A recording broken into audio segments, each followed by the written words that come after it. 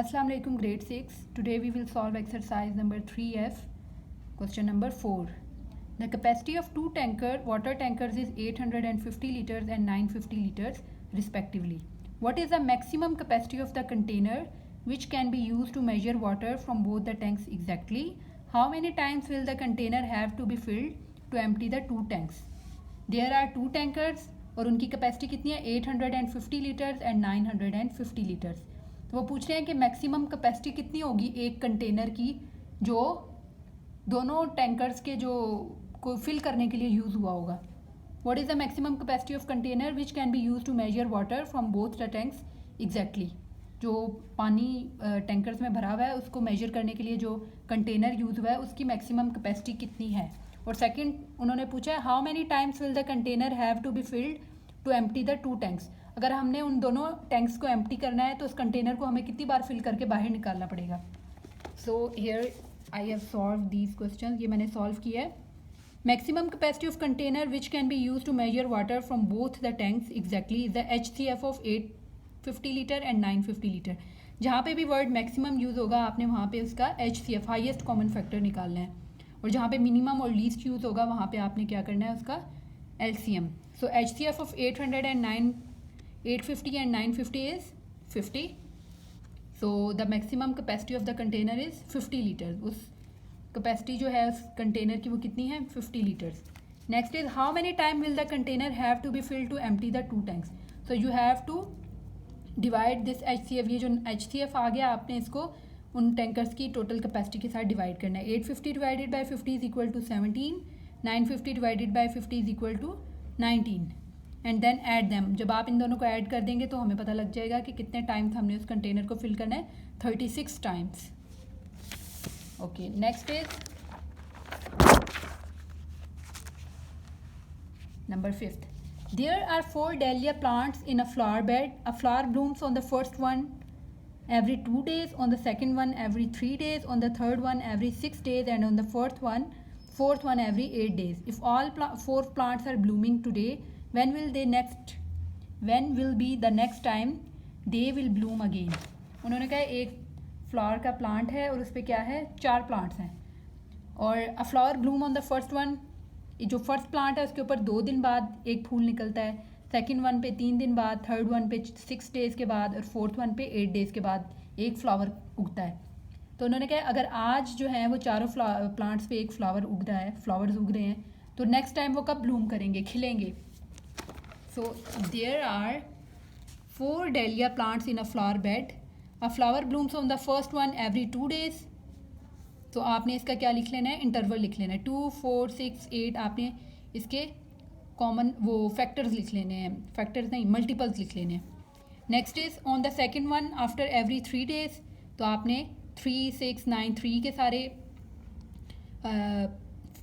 Multiples लिख लेने. Sorry mix हो रहा है बार बार factors and multiples.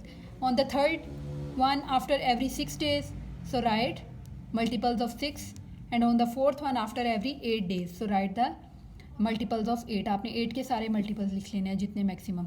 they will bloom after 24 days. so इनका least common multiple आपने find out करना है which is 24. तो वो क्या होंगे, वो कब bloom करेंगे 24 days के बाद. ठीक है, ये days में दिए हुए हैं तो हम इसका आंसर आ गया 24 days. Number 6 is a lighthouse flashes every 40 seconds. Another lighthouse flashes every 50 seconds. If they flash together at 10 PM, when will they flash together again? एक लाइट हाउस है जो फ्लैश कर रहा है वो कब कर रहा है 40 सेकंड्स के बाद और अनदर लाइट हाउस फ्लैश कर रहा है 50 सेकंड्स के बाद.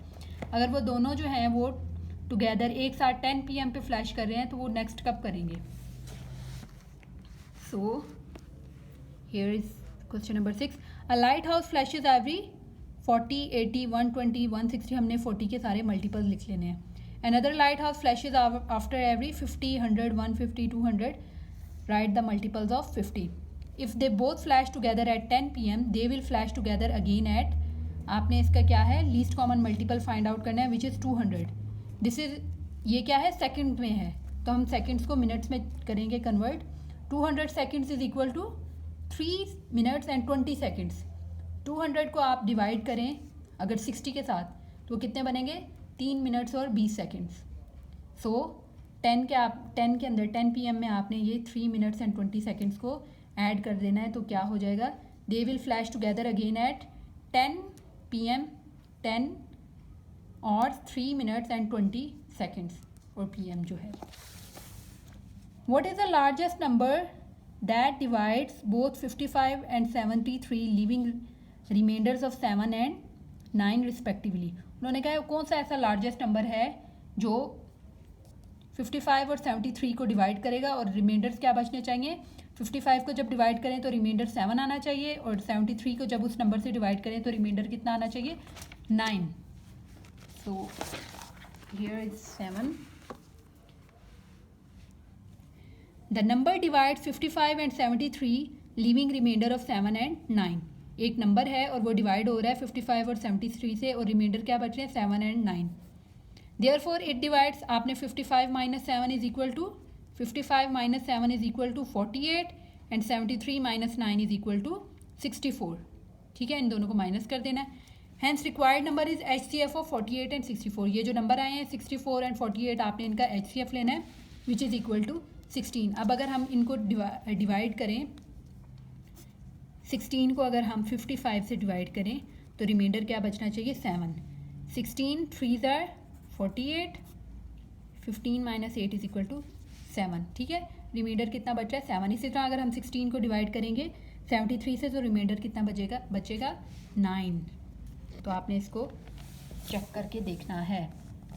ये नेक्स्ट इज सेम इसकी तरह है, 6 वाले की तरह। The green light changes after every 30 seconds in traffic signal A and after every 45 seconds in traffic signal B. If both signal change together at 5 PM when they will change together next. उन्होंने कहा है कि एक जो traffic signal पे green light है वो traffic signal ए पे जो ग्रीन लाइट है वो 30 सेकेंड्स के बाद अपना कलर चेंज कर रही है और जो ट्रैफिक सिग्नल बी है उस पर 45 सेकेंड्स के बाद। अगर वो दोनों जो हैं, if both signal change together at 5 PM, अगर वो 5 PM पे दोनों सिग्नल अपना